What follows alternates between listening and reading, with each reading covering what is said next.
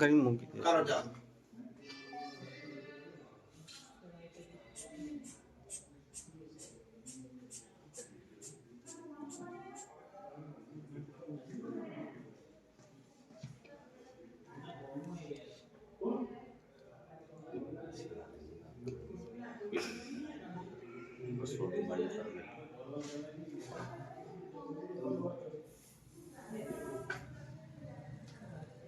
ચાલો આપ 15 આપવાનું.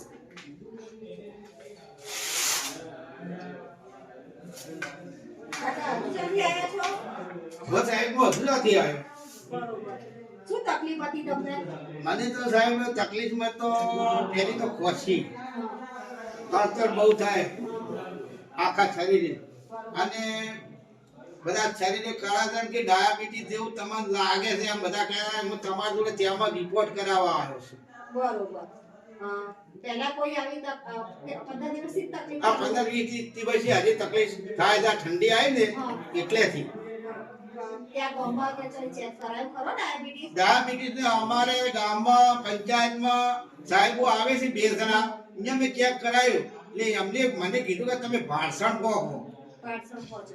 હા ભાષણ. હા. હવે તમારો મેં અહીંયા ડાયાબિટીસનો રિપોર્ટ કરાયો. બરાબર. બરોબર? હા. તો તમારે ડાયાબિટીસ આવે છે. આવે છે. હા.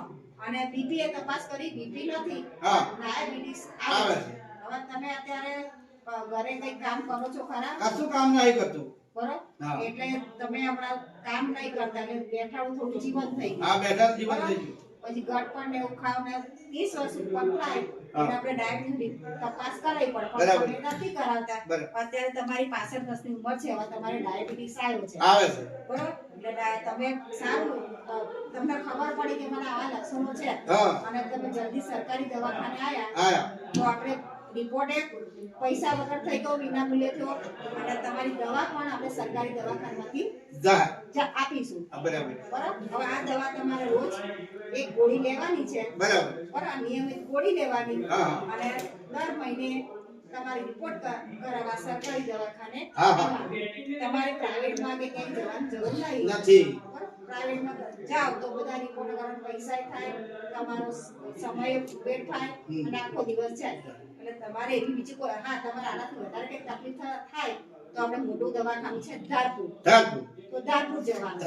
એટલે આ નિયમિત દવા લેવાની સવારે રોજ 1 કલાક ચાલવા જવાનું. બરાબર.